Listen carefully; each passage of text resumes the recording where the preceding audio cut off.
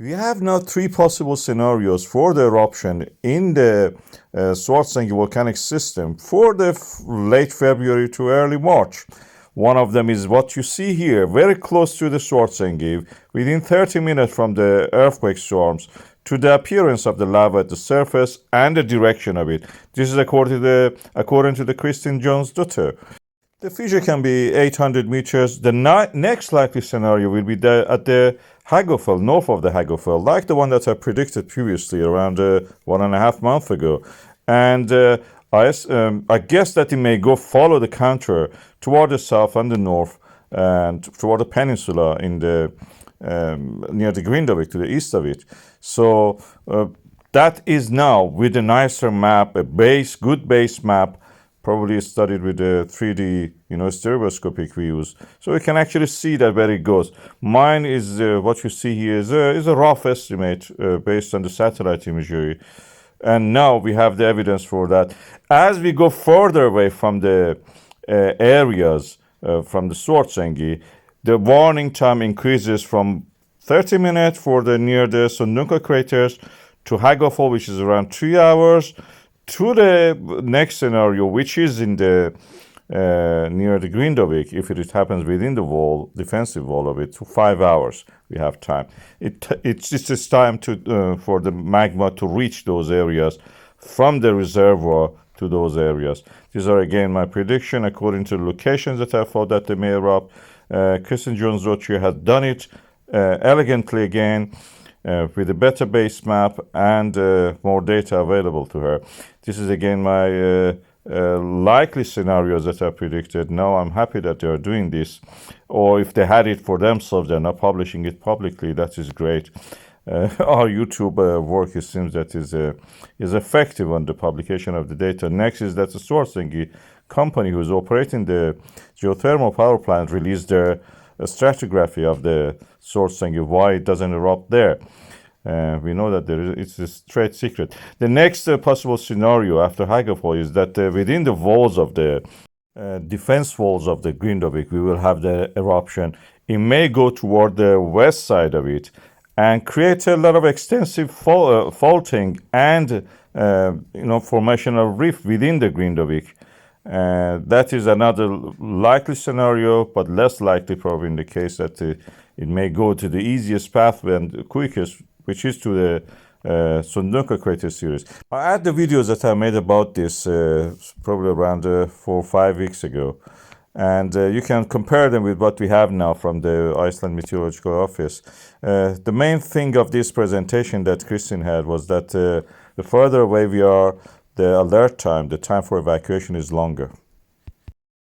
Is the Icelandic town of Grindavik at risk? This is my assessment. The town is evacuated already.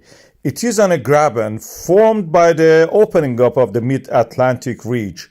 And this graben movement creates a downfall of blocks of rock inside the town, creates many cracks and fault lines. These cracks and fault lines are invaded by the sea. We know this by just looking at the geography of the surrounding areas. All these bays and coves are created by the wave action invading the cracks.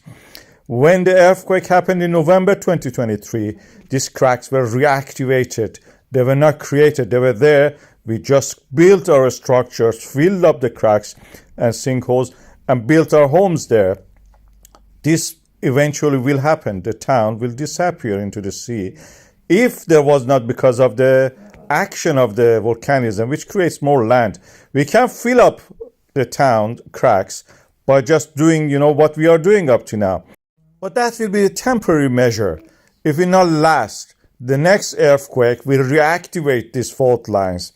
We need something more permanent, not like what we have done up to now, which has practically not worked. Because the wave action is against us. We are working against the waves. But my assessment is that the actual lava field created by this eruption in January 2024 is working as a barrier. We will have eruption in the Hagofell north of it. The eruption will create flows toward the south and north. And this is the old lava protecting us against that. So Grindavik in that sense, in my opinion, is not at risk. Not by the eruption, but by reactivation of these fault lines and cracks and the wave action. So the best way is actually let the nature, probably the lava, come and fill it up. All those cracks that people returning to their home they see, they can be filled. We can remove the structures that we have, as much as of it we can, and then let the town be taken by the lava. The only problem is that we don't have enough lava probably, or it is not predictable. But the best option for filling up these cracks was to let the lava come and fill it. We have seen it in the Pompeii and Herculaneum. When the lava invades the town, filling up the cracks, invading even toward the sea, it creates a new land, and a land that we can build on, build a new town, new harbor. In a way, we may say that it's a lucky situation we have eruption after these earthquakes, because that eruption, if we guide it, if we have enough magma supply, of course, and lava coming toward it or directing it toward the town, we can actually begin from a clean slate, build a new town, a harbor on the old Grindavik. That's my assessment. This volcanic hazard can be an opportunity for us if we know how to use it. December 2023, an eruption in the Sondunka crater field of the Reykjanes Peninsula shocked the world. This volcano erupted right to a geothermal power plant, one of the first in the world. And in January 2024, a second eruption burned parts of the town of the Grindavik. But if it was not for the expertise and the designs of two wonderful daughters of Iceland, this would have been a disaster. They designed walls for the Fagradalsfjall eruption, and they did it here again. And a flotilla of the machinery and contractors implemented their plans, built a wall around the Svartsengi power plant and to the north of the town of the Grindavik. And when the day of the eruption happened, this is what happened.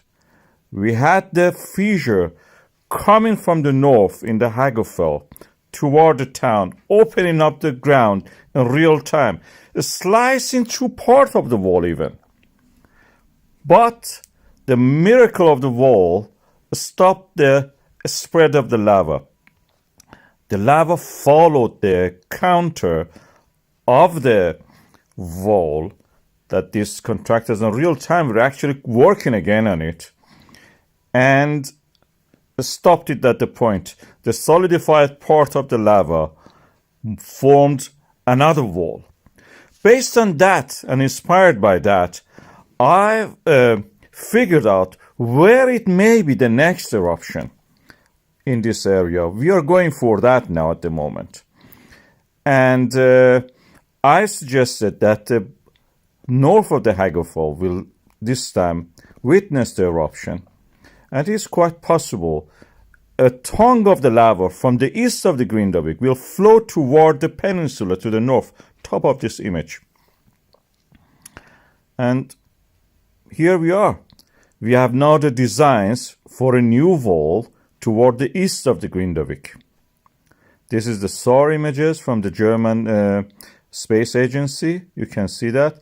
A new defensive wall to the east where the lava flow potentially will flow from that toward the sea. From the north of the Hagafell, following the contour of the ground, will protect the Grindavik.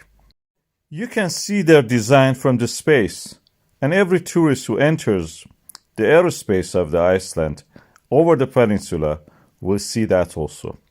A new wall will be added to that to protect the town.